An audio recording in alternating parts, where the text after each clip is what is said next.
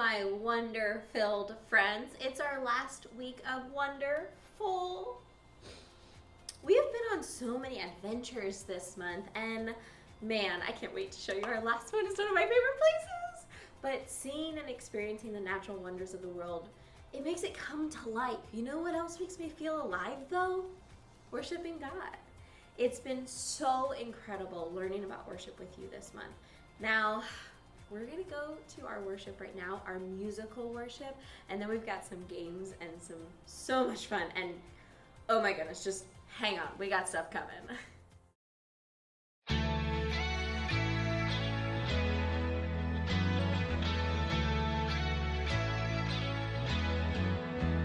I'm reading my Bible, and this is what it says to me.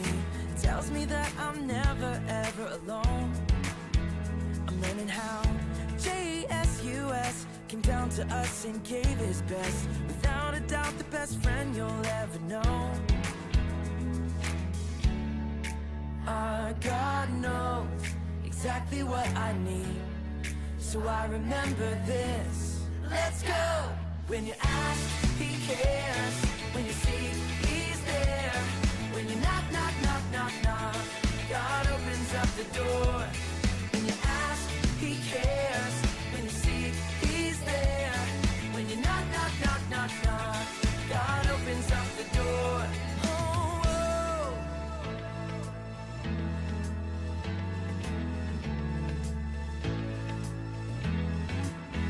I'm reading my Bible, and this is what it says to me. It tells me that I'm never ever alone. I'm learning how Jesus came down to us and gave his best. Without a doubt, the best friend you'll ever know. Our God knows exactly what I need, so I remember this. Let's go! When you ask, he cares. When you seek, he's there. When you knock, knock, knock, knock, knock, God opens up the door. When you ask, he cares. When you seek, he's there. When you knock, knock, knock, knock, knock, God opens up the door. Oh, whoa.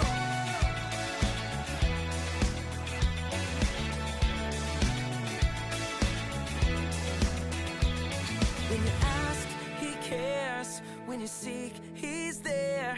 When you knock, knock, knock, knock, knock, God opens up the door. When you ask, he cares. When you seek, he's there. When you knock, knock, knock, knock, knock, God opens up the door. God knows exactly what I need, so I remember this. Let's go! When you ask, he cares. When you seek, he's there. When you knock, knock, knock, knock, knock, God opens up the door. When you ask, he cares. When you seek, he's there. When you knock, knock, knock, knock, knock, God opens up the door.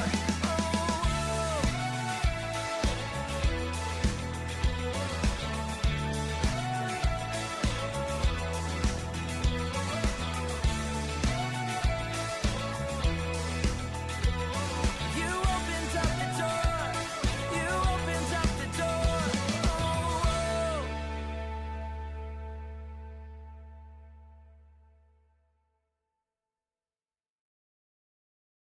Today we're going to be looking at one of the most beautiful natural wonders of the world, the Great Barrier Reef. Now, the Great Barrier Reef is a coral reef off the coast of the continent of Australia. Say that like 4 times fast. That's a crazy sentence. Now, a coral reef is made up in the ocean and in the waters of lots of different corals which grow in different colors and sizes and structures and textures and shapes, and it's this living organism that creates this ecosystem for so many creatures and animals to live. And instead of me trying to describe what a coral reef is to you, it's probably easier to show you some pictures. So take a look at these gorgeous, gorgeous areas on this Great Barrier Reef.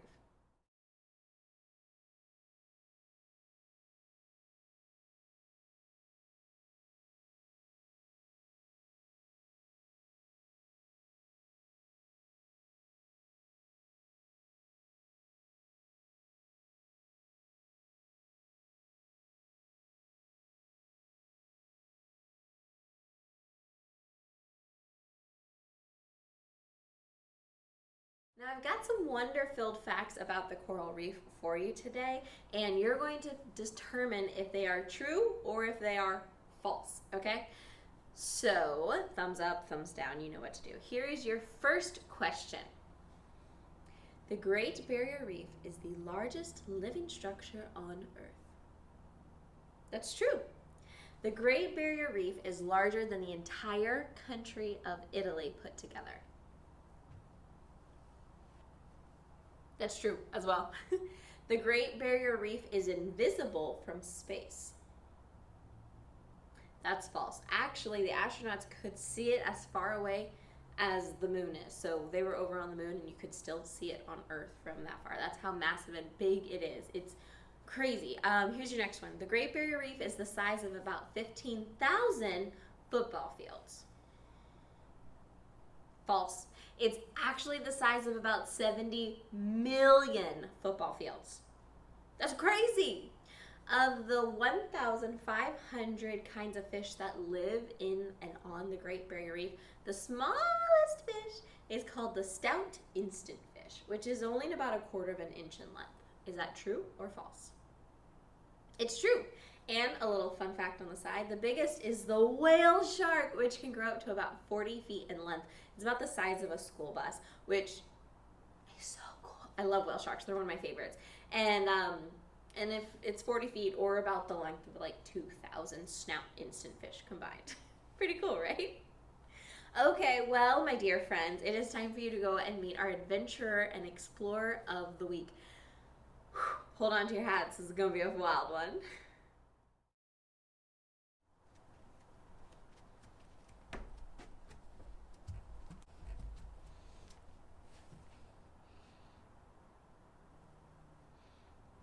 Ha! Did I get ya? You see, I'm not really a shark. I'm a person with my support shark hat, you see. Hello, I am Scully the adventurer. And all month long I hear you've been seeing some pretty big adventurers. And maybe some misadventures, to be honest. They were a little crazy. But today is no different, you see. I want to tell you about my trip to the Great Barrier Reef. The Great Barrier Reef is the largest living structure on Earth, and it's located off the coast of Australia, you see. And, I didn't bring my map to show you. That's on me. Anyway, I had the most magnificent time. I went on a cruise to tour the reef, and I even went snorkeling, which is kind of like diving, but you breathe all by yourself. And I was swimming alongside the turtles. And I was swimming alongside the fishes. And you see, one of the coolest fish that's out there, I got to see it myself with my own peepers. You see, was the sturgeon fish. No, it's not. It's the surgeon fish. Yeah, like a doctor. Do you know what a surgeon fish is? 'Cause I didn't either. They look like this. Yeah, you see, kind of like Dory from Finding Nemo. It's the type of surgeonfish, and it turns out the surgeonfish is like a little hero of the Great Barrier Reef. They feed on the algae, and it helps to balance the algae and the coral, because the more algae they eat, the more sunlight gets to the coral, and the coral needs the sunlight to grow. So it's a wonderful cycle. Would you want to eat the algae? Yeah, no, me neither. But it's actually really helpful of the fishy friends to do this. You see, learning about the surgeonfish, it made me wonder. Even little fishes know what they're living for. And what am I living for? I mean, I love going on adventures. But really, what is my purpose? That's when I found myself turning to Psalm 12. I had to find it first. It's after Psalm 111, but before Psalm 113. You see, and then I read a couple of verses, but it's written kind of like a poem called an acrostic poem. Yeah, can you say that? Acrostic. It's like a cross and a stick. Acrostic. And each line starts with one letter of the Hebrew alphabet. That's kind of like when we create poems for remembering important things. It must be because the author really wanted these instructions to be easy to recall. And I can see why, so let's read it. Psalm 112, verses 1 through 5 to start. Praise the Lord! How joyful are those who fear the Lord and delight in obeying his commands. Their children will be successful everywhere they go. An entire generation of godly people will be blessed. They themselves will be wealthy, and the good deeds will last forever. Light shines in the darkness for the godly. They are generous and compassionate and righteous. Good comes from those who lend money generously and conduct their business fairly. God has given us so many amazing promises. This psalm is what we call a wisdom psalm because it gives instructions on how to live and how not to live. Now verses 6 and 8, these are good. Such people will not be overcome by evil. Those who are righteous will be long remembered. They do not fear the bad news. They confidently trust the Lord to take care for them. They are confident and fearless and can face their foes triumphantly. These verses remind me that I don't need to feel safe to feel secure. You see, with God on my side, I have what I need. I can be confident that God can take care of me, even when I become distracted by other things.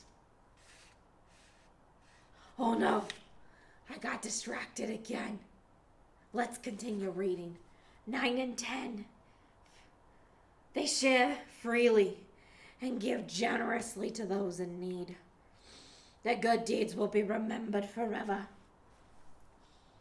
They will have influence and honor. The wicked will see this and be infuriated. They will grind their teeth in anger, and they will slink away, their hopes thwarted. That's a fun word, thwarted. You see, reading this psalm, the concept of generosity kept jumping out at me, like jumping fish. I can live just for myself, or I can live a life that blesses the very heart of God. Like I said, I love going on adventures because it shows me how big and wonderful God is. But keeping that to myself is pretty shellfish. Oh no, I mean selfish.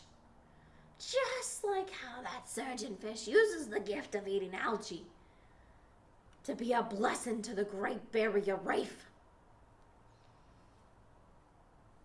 Psalm 12 tells me that there are things I can do to benefit others and not just myself. Doing the things that make God happy is a wonderful thing to live for. Let's go for a float. Have you ever been for a float in the ocean at night? Or maybe even the pool? Those big, beautiful stars. I wonder what it'd look like in the middle of the ocean at night. I'd probably be a little scared of all the sharks, and the whales, and the jellyfish, and the squids. But I'd look up at that beautiful heavens and see the beautiful sky that God created. The big, vast, beautiful sky. Hey, look. I see another star. Yeah. Do you know what that star says? It says that we can worship by living for God.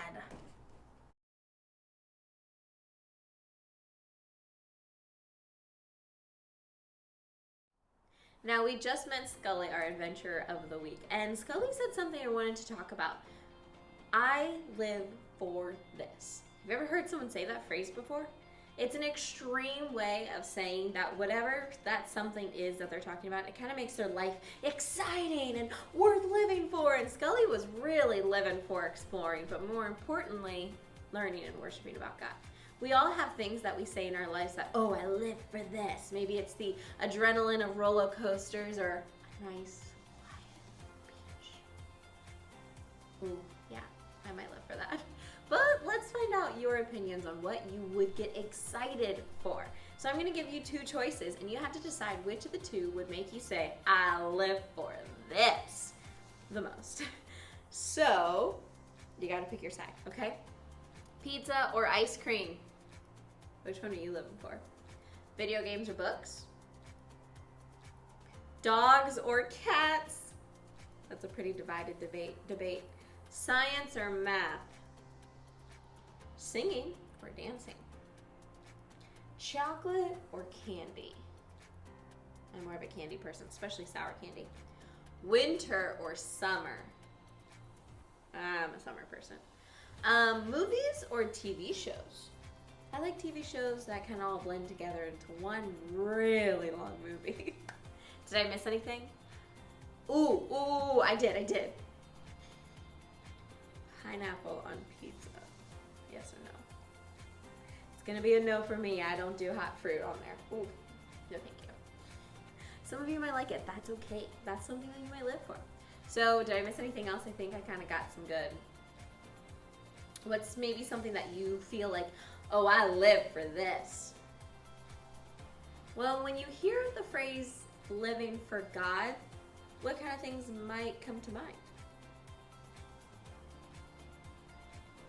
I think that we learned a pretty important lesson today when we listened to Scully talk about what they were living for, how awesome our adventures might be, but most importantly, how we can be living for God. Now, Scully mentioned when we were reading in Psalms with them that the scriptures, those scriptures that we read, were an acrostic poem. And I don't know if we really discussed what that was quite yet, but it uses the first letter of the Hebrew alphabet. So I don't know the Hebrew alphabet very well, but let's talk about the English alphabet, A, B, C. And each of those letters, you have to make a word that matches it, okay?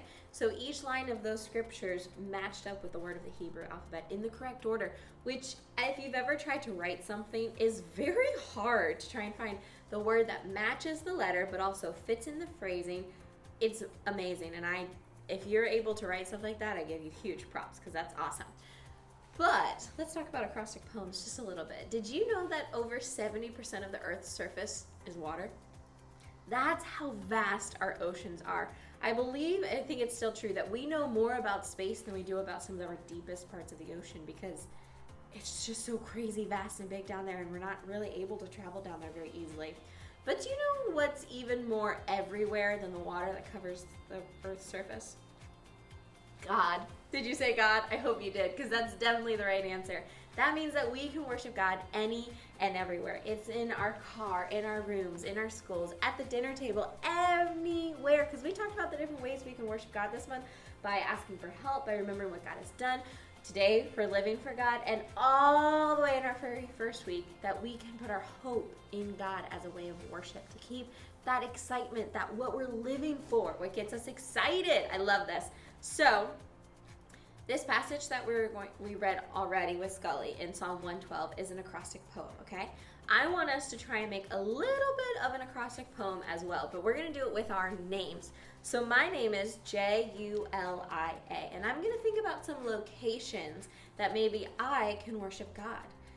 It was very hard to find locations for J and U. Now, some of the places that you might be thinking of could be like airplanes or buildings, or we can worship in creation, or we can go to church and worship. That would be the ABCs. But I wanted to take it a little bit further. You see, I decided to find some locations of towns and such. So my J is going to be Jacksonville, Florida. I don't go there often, but I know that I could worship God there. U, there's a little place called Umatilla in Florida. That's also a location that I actually drive through to get to Disney, and I could definitely be worshiping God there. L, I was thinking maybe Leesburg. That's also another city in Florida. Now, I was a little bit harder, and I had to go searching through my map to find Indian River, Florida. Now, A stumped me for a little bit because I wanted to really solidify my last location. Do you want to know what I chose? absolutely anywhere. I did double A's for that one to remind me that I can worship God absolutely anywhere. This is a really fun thing to do. I love acrostic poems or acrostic, filling in the blank. So go grab your family members, maybe some pieces of paper, and see if you can find some locations or some places or things you might do, like in dance, in worship, in prayer, and fill out your names to see, or maybe even do parts of a song that you could be singing in that worship. Wow. So many possibilities.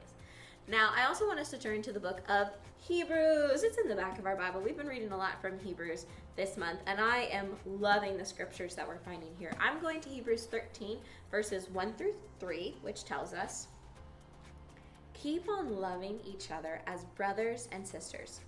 Don't forget to show hospitality to strangers, for some who have done this have entertained angels without realizing it. Remember those in prison as if you yourself were there. Remember also those being mistreated as if you felt their pain in your own bodies." Now, the word we used today was hospitality. Anyone, do you have any idea what maybe that means? Now, showing hospitality or being hospitable means being friendly and generous towards others, making them feel welcome. This relates to our big idea for today, not only because living for God, this big part of living for God, means that we should be filled with love and kindness for those around us. Man.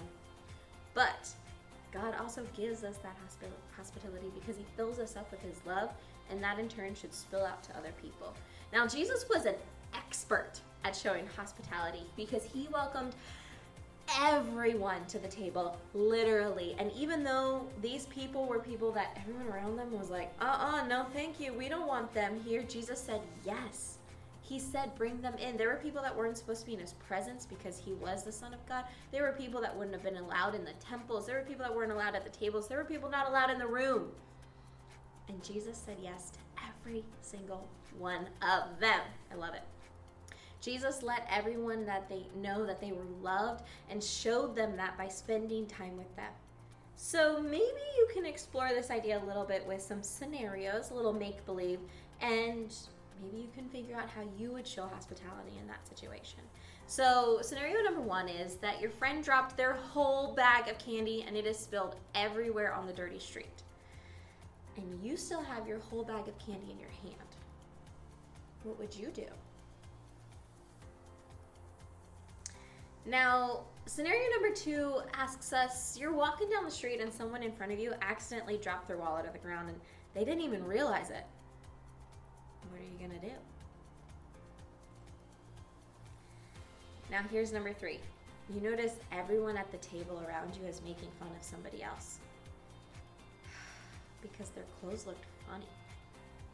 What are you going to do? Now, in each one of our scenarios, there are a lot of different ways that you could react to what is happening. But the best way is to choose love and hospitality, just like we read in Hebrews 13. So let's practice living for God until it becomes so natural, just like the creatures swimming so effortlessly in the sea, that we can live for God naturally by following Jesus.